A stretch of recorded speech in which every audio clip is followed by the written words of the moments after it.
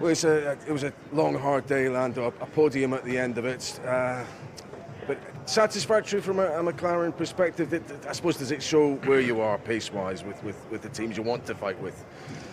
Yeah, and I think absolutely.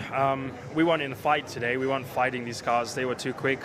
The fact we could keep pace with them was a nice surprise today, and I feel like I drove a very good race, honestly. But even with driving a very good race, doesn't mean you're winning or anything. It just means I feel like I got everything out of the car today, and we know the car's not quick enough. We're working harder, and the team are doing a good job to try and make improvements. But the thing, everyone else is making improvements as well. Ferrari making improvements, and they showed how quick they were today. I was very happy to see Lewis on the top step again with Ferrari. It's pretty cool just to watch.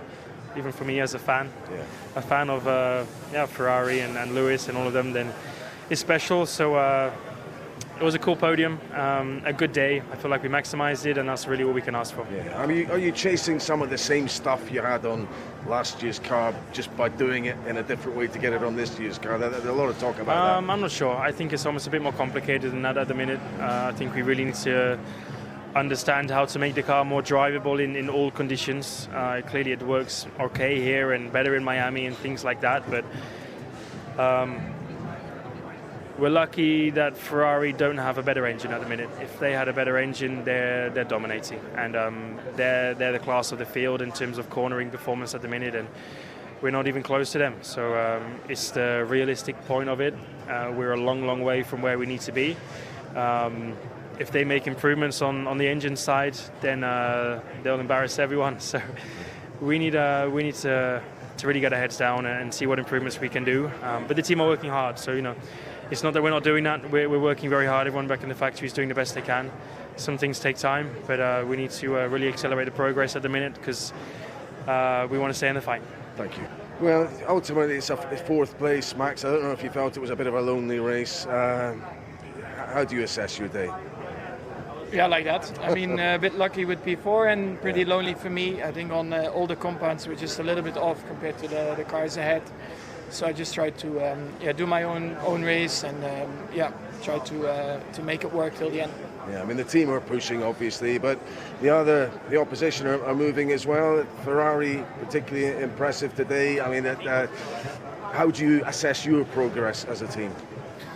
Just need to work harder, bring more performance to the car. But we know that. It's just this was then the first track again for a while with some high speeds, high energy as well. And it's clear that in those areas, I think we can do a bit better. It's a fifth place. I guess you'll take that at the end of the day. I suppose you're looking at it and thinking, well, Ferrari showed considerable pace today. And do you think they've moved ahead, a significant move this weekend? I think yes. They've been very, very close to us, us and Ferrari have been very close for the first part of the year. Obviously the last couple of weekends they were probably a bit of a step ahead, but this weekend with all their new parts, obviously, clearly they're working well. So I think also in a race like today where the grip is so low, the tyres are so fragile, I think it probably plays to the strengths of their car as well. I think they've got a lot of downforce, probably the most downforce out of everybody, but also a lot of drag. But when you need to protect the tyres, I think that helps you. Clearly some work for us to do, clearly some work for me to do, because it was not an easy race. Just one other thing. Maybe we'll get this Gasly podium situation resolved over the coming week, but you're concerned that a difficult precedent might be set by restoring him to the podium?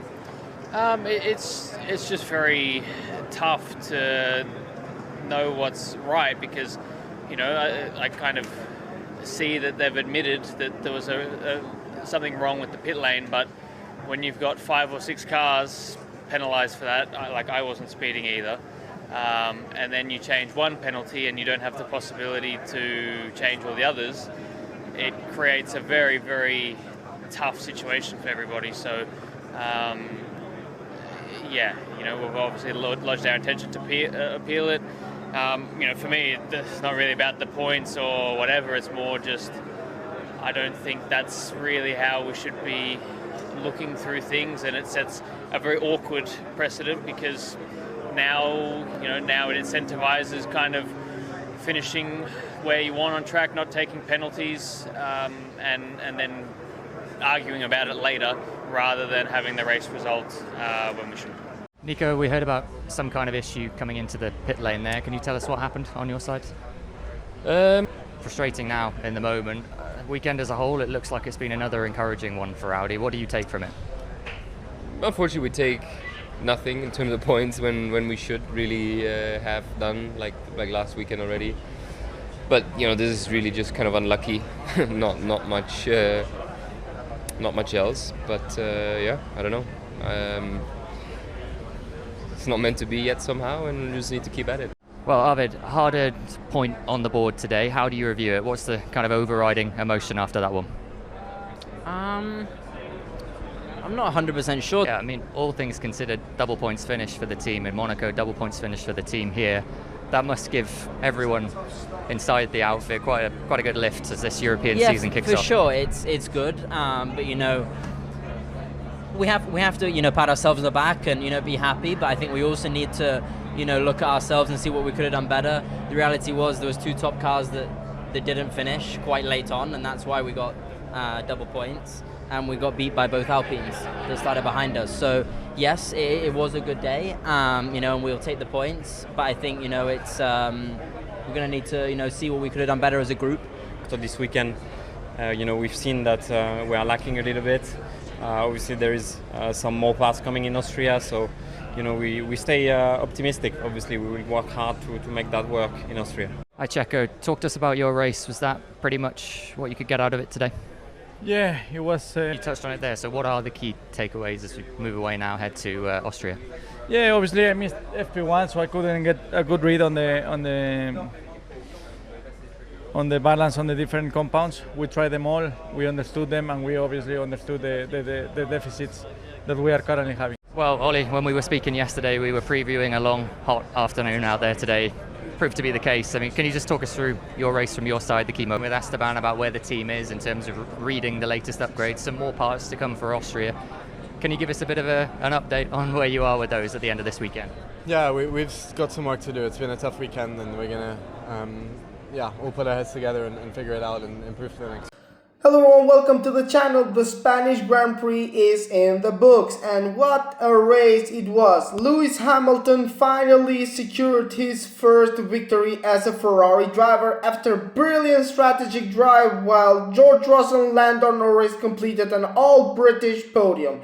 Championship leader Kimi Antonelli suffered a heartbreaking late retirement after looking set for another podium finish. Once the celebrations ended, the drivers headed into the paddock to speak with the media, and here's what they had to say. Lewis Hamilton was emotional after finally taking his first Ferrari victory. He described the win as one of the most satisfying moments of his career and praised Ferrari's strategic team for making the right calls throughout the race.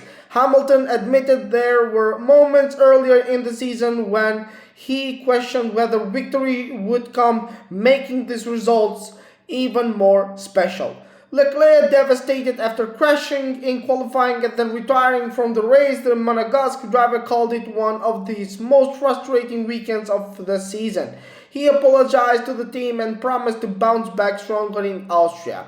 George Russell admitted second place felt bittersweet after starting from pole. The Mercedes driver said Ferrari simply had more pace during the decisive stages of the race. However, he was encouraged by Mercedes' overall performance and believes the team remains firmly in the championship fight. Kimi Antonelli interview was one of the biggest stories of the paddock. The championship leader had fought his way into the podium contention before a late mechanical failure and ended his race with just a few laps remaining. Antonelli called it painful but remained calm, saying these things happen in motorsport and that the team would come back stronger. Lando Norris was pleased to secure another podium. He admitted McLaren lacked the outright pace to challenge Hamilton but felt the team maximized the result. Norris emphasized the importance of the consistency and believed McLaren remains firmly in the championship battle. Oscar Piastri described the race as solid but not spectacular. The Australian felt McLaren had more pace than the final result suggested, but struggled to gain track position when it mattered the most. Max Verstappen was realistic. The Dutchman admitted that Red Bull wasn't quick enough to challenge the leaders and said the team needs to understand why it lost so much time over the long runs. He remains confident improvement after coming from Austria. Before Austria, I'm sorry about it. Hajar called it another valuable point scoring opportunity and praised the team for executing a clean race. The French rookie continues to impress throughout the season. Fernando Alonso's home race ended in a disappointment after a mechanical issue forced him to retire. The Spaniard thanked the fans for their incredible support and admitted it hurt to leave the final Spanish Grand Prix without seeing the checkered flag. Stroll focused on the positive and praised the team's pace, and he believed that Aston Martin showed encouraging signs despite missing out on a major result. Carlos Sainz apologized to the home crowd after a difficult weekend. The Williams driver admitted the team struggled for pace throughout Barcelona and said they must understand that what went wrong before the next race. Albon remained positive and saying that Williams gathered important data that the better circuits for the car are coming soon. Pierre Gasly described the race as a frustrating but highlighted encouraging long-run pace. He believes Alpine is closer to the midfield fight than the final results suggested. Colapinto said every race continues to build his confidence. He is focused on the experience gained and praised the team for never giving up. Esteban Ocon felt has delivered a respectable performance and believes points were achievable under slightly different circumstances. Beerman, on the other hand, suffered a late retirement and admitted it was a painful way to end a promising weekend. Despite the disappointment, he remains encouraged by the team pace. Liam Lawson for the Racing Bulls, he said that the race was encouraging and praised the team's strategy execution. He believes that the Racing Bulls continues to move in the right directions. Limbaugh, on the other hand, the rookie described their experience as another important learning weekend and said that he continues to gain confidence at every event that he attends. Nico Hülkenberg was disappointed after another difficult race and admitted that the team still has work to do before it can consistently challenge for points. And so on. So, I'm sorry about that. We say that whatever happened, it happened, but Barcelona delivered everything Formula One fans could have hoped for. A historic Ferrari victory, heartbreak for the championship leader, and a paddock full of drivers already looking ahead to Austria. If this race was any indication, the 2026 title fight is only just getting started, and the warm-up has started already. We have a beautiful Sunday today. I'm happy. The fans all around the world are happy. And if you have liked this video, hit the like button, subscribe to the channel because it helps us a lot with making these kind of videos for you guys. And as always, as you know, see you in the next one.